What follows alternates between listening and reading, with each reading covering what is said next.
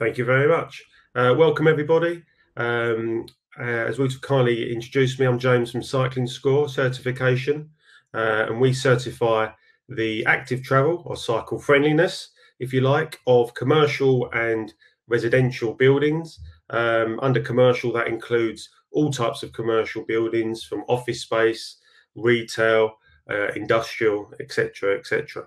So today I'm going to cover a little bit about the certification of CyclingScore certification and what we do with that, alongside our design service, where we can actually design active mobility facilities for a client, for a building or for an estate.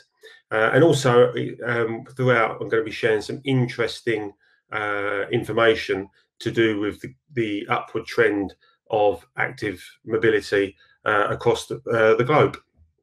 So I'll go straight into it. So in terms of CyclingScore, it's come out of the background of two companies who were both already involved in the cycling industry. One of those companies I founded 13 years ago now, called Bike Dock Solutions, which manufactures and supplies bicycle parking and active travel facility products, so lockers, those kind of products as well. And the other company that was involved is a company called Nip, which is based in London, and they service or maintain employee bikes. So they would go in and out of around about 400 office buildings in London, servicing employee bikes. So that's the background, if you like, to how, where CyclingScore's come from. But the real trigger, in if you like, in terms of how CyclingScore came about, was we actually were approached by some landlords or developers around about 4 years ago now, 4.5 years ago, who said that there needs to be something in the marketplace so that if a developer or a landlord has good active mobility facilities, they can really shout about them in their marketing, etc., etc. So in effect, an equivalent of a WELL, a BREEAM, or a smart building certification, as we heard earlier from Ruta, but for active mobility. So with our background in the space already, we decided to set up a certification that would satisfy this need that came from landlords and developers. So here you can actually see our methodology and what makes up our CyclingScore assessment. 70% of what we score is based on infrastructure. So these are the tangible or physical elements to a development, such as the bike racks, the routes in and out, the various types of product that's there for people to use. So it could be lockers, it could be showers, etc., etc. 20% of what we look at is the occupier engagement services. Now, these are actually the services that are provided to tenants within a development. So it could be bike maintenance, for example. It could be a laundry service for employees or for residents, for example. So it's the actual active travel services that are able to be accessed by the occupier. And 10% of what we look at is future proofing. So this is where we want to see that there's a plan in place to deal with the growth in active mobility that we will see in the next 10, 15, 20 years. So that's how we score a development. We benchmark ourselves against all the other major certifications out there that cover this subject, such as WELL, such as BREEAM, LEED, etc. But also what makes us slightly different to other certifications out there that cover active mobility is that we actually also look at the local government guidelines. So what this means is that if a building is in Madrid, for example, we will look at the local government guidelines for Madrid. If a building's in London, we would look at the guidelines for London. And we would tweak, if you like, our certification criteria and scorecard based on the demands of the local government.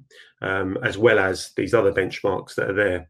And the reason we do that is to ensure that we don't over-specify the number of products or number of bike racks, for example, that we want a building to have, but also it ensures we don't under-specify the number of products or number of bike racks that a building has. So this works extremely well, ensuring that we're giving the very best advice to our clients, and that it's a fair playing field. So some research in regards to active mobility facilities and what the market looks like currently and over the past few years. So there's been various bits of research that have been done, but some interesting research we did where we surveyed 2,000 employees who actually cycle to work in London, and we found that the biggest issue they had was actually the quality and quantity of showers. So as you can see, 62% of employees we surveyed didn't think that the shower facilities were adequate at their workplace or office space, and only 1% said that they were completely happy with their active travel or active mobility facilities within the office or workplace that they were commuting to and from. Some other interesting research, which is very recent, is this national travel attitude study that's just been completed here in the UK, and it's looking at how people are going to travel, commute, move around our cities post the terrible, obviously, situation with COVID-19. And as you can see at the bottom right-hand corner of this slide, where it asks how likely, if at all, will you continue walking or cycling more after travel restrictions and social distancing are removed. Well, it's quite obvious, if you like, the huge uptick in expectation in regards to the number and increase in cycling, walking and other active travel methods that there's going to be. Also, in regards to CyclingScore, an area we cover is sustainability. So by a client choosing to become CyclingScore certified, they'll actually be able to help their ESG reporting. And the reason for that is that we actually, our assessment will produce pretty accurate figures on the amount of CO2 that's saved when compared to employees using public transport or their own private transport by car, for example. So that's extremely useful for clients who are looking to bolster their ESG reporting and their sustainability credentials. Alongside the environmental sides, the social side of things we also helps with, because we aid our clients in setting up bicycle user groups or cycling clubs, for example, as part of the engagement piece. These bike servicing, etc., all comes under that community and social engagement that a building can help and encourage within it. And in terms of governance, we also help our clients communicate these messages to their occupiers. Some more key messages here for employees is the fact that there's some very interesting research that's been done in terms of the health and well-being aspects of cycling, and I'm sure many of you know what they are. But for example, there's an average of 2.1 fewer sick days compared to non-cyclists, or cyclists and non-cyclists. 82% of people who were surveyed reported that they were less stressed when they actually got into the office after cycling to work. And there's a 30% lower risk of depression for adults who participate in daily physical activity. And employee retention is a really interesting part of what's come out from us founding CyclingScore certification, because it was a point that we really didn't give much thought to in terms of how active travel facilities within a commercial building or office space could actually affect the employee retention of the companies who occupy that space. but it really does. So there's been some research carried out by the British Council of Offices here that backs this up. But also we've seen a real life example of this where Wells Fargo, who are the big US bank, they were building a new head office in central London, and they had already 4 existing offices that were spread across the city, but that were very old, sort of 18th, 19th century buildings, and the active travel facilities were very poor. So when we were approached by JLL on the behalf of Wells Fargo, they said, look, we really need to ensure that these new facilities are best in class, because one of the issues they wish to deal with and solve is the problem of employees, or some employees on exit interviews saying that they were going to competitor banks because the health and wellbeing and active travel facilities were a lot better. So we actually saw, that was the main driver as to why Wells Fargo chose to get their new head office in central London, which is called 33 Central, certified. So it's not just research or research documents, if you like. We've seen this. We have seen it in examples ourselves, and there's many like this. But this is the one that really stands out. So key messages for landlords and developers when it comes to active mobility facilities, and that is really to consider them as early as possible in the planning and design process of a new development. Often in the past, these facilities have been left to the very last minute and are more of an afterthought. But we are seeing a shift now where at the design stage, the facilities are getting more and more attention and are much better thought out than previously. And below, more the accreditations and certifications that we're aligned with. Okay, so I've covered the certification that we offer to clients, and it can be for new developments or that can be for existing developments. We work with all different types in the commercial and residential sector. And now I'm just going to cover a little bit about our design lab service. And this is where a client can actually choose to have their facility designed by us and use our expertise to actually design a whole facility. So this service can be us actually doing the drawings ourselves, or it can be us consulting with architects or clients' architects on a new development or a refurbishment project for an existing building. So often when we design these buildings, we also certify the buildings at the same time. So we're always working towards providing the very best certification score we can, which is a platinum. So we always try and design to a platinum standard if it's possible.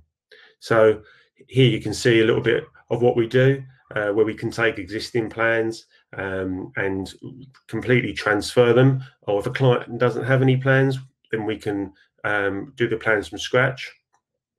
We propose all different types of racks, bike racks. We look at the numbers, and specify the numbers according to the local government guidelines. We also look at lockers as well and the changing amenities, which you can see here. And here are some past examples of designs that we've provided. Again, we look at the look and feel as well. So we don't just look and do these 2D plans and go, there you go, that's the layout you should have. We also look at the whole space, and we look at the walls, the floors, the lighting, and we actually do the designs ourselves and provide them to clients. Here you can see some more past projects. And here you've got a bike maintenance area here, where you can see 2 guys working on their bikes. These are becoming extremely popular now in all of our projects. And this is this is all one project actually that was in Bristol, in the west of England, which we recently completed. And this is a case study of a building that's in central London. It's called Verde, and it's a building that's owned by Tish and Spire. And here you can see a really good example of a commercial building with best-in-class active mobility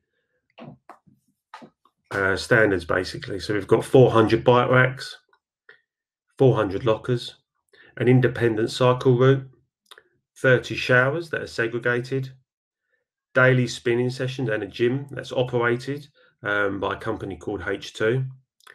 They have monthly prepaid doctor bike sessions. So in effect, this is free bike servicing for all employees. Now, it's free for the employees, but it's their employer that actually pays for it through the service charge. And also, it's got its own building bicycle user group. So this is a bicycle club that's been set up on Strava, where you have employees competing with each other to see who can do the most miles in a month, for example, or most kilometers in a month, and they have prizes as well, month to month. So it's a really, really good example of a building that's doing a great job and has a superb active mobility facilities.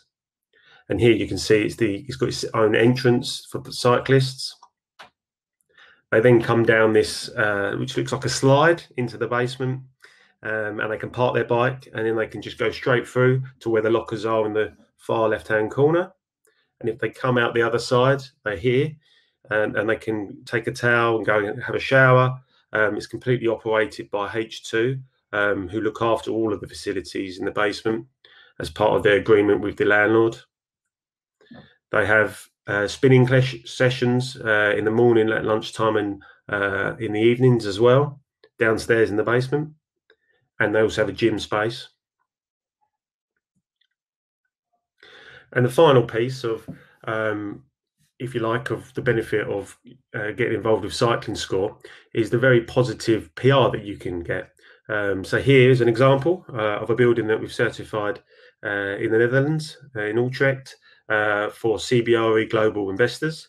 And this building, which is the World Trade Center, scored a CyclingScore Gold rating, which they were very, very pleased about.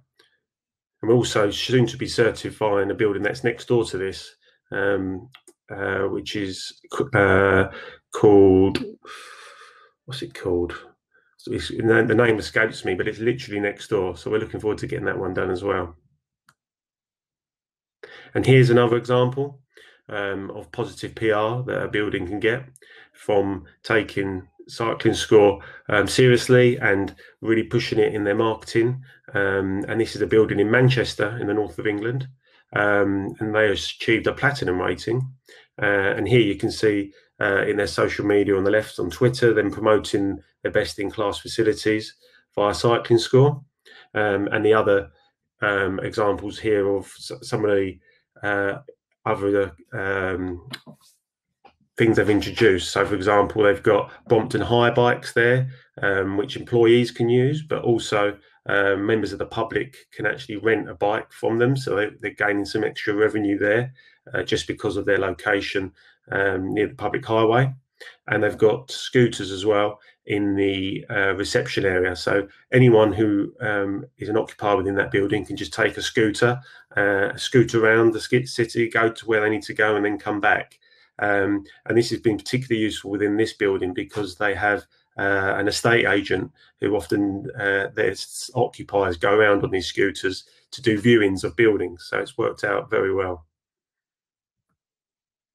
So that's it from me. And to leave this final thought with yourselves, this is the circular effect of CyclingScore and adopting CyclingScore and taking active commuting and active mobility seriously within a development. Is it can have a great effect on the community, obviously the end user, the occupier, landlord and developers can have huge benefits from it as well, and the employers as well, because their staff are going to be happier and healthier.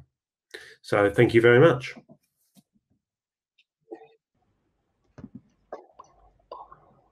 Thank you very much, James.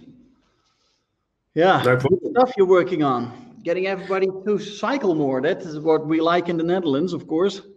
Yes, and more recently, I didn't really touch on it, but we're advising more and more on e-scooters now, Wouter. I don't know how popular they are in the Netherlands, but they're becoming extremely popular here in the UK. And other like Spain, Italy, they're really taking off. Cool. Yeah, that's also amazing. Well, we like bikes, of course, a lot here in the Netherlands. But I don't know about e-scooters, how they are taking off. I don't know, but I guess we will be onto that as well.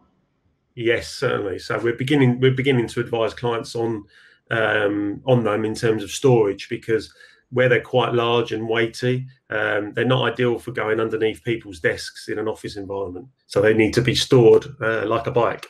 Yeah, I can imagine. Hey, we got a question from Milan from Slovakia. Very interesting comparison with the demand for car parking. In which country is the cycling score performing the best at the moment, and where do you see the biggest potential?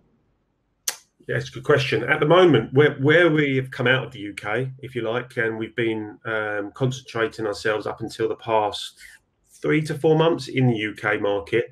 The UK is where we've had the biggest uptake. However, we have started recently putting our feelers out across the rest of Europe to try and spread the word of CyclingScore. And we've had quite a lot of success. So we have certified buildings in France, in Poland, obviously we saw in the Netherlands. We've just agreed to certify 30 commercial buildings for CBRE in Spain as well in 2021. So that's good. And we're talking to clients very close to agreeing some buildings in New Zealand and Australia as well. So it's very much, UK is the most popular, but I do think, give it another year or two, I fully expect some other countries in Europe to be on par or very close in terms of the number of certified buildings.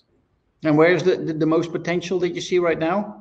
Is that Most, Europe, or is that also Asia, America, different kind of parts of the world? I'd say Europe.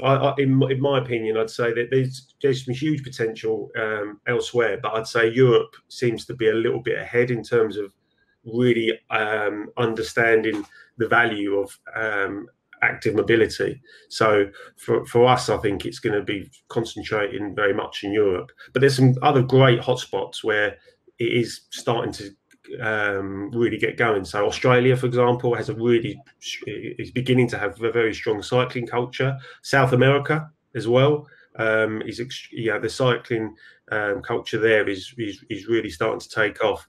But overall, I'd say it's Europe. Cool.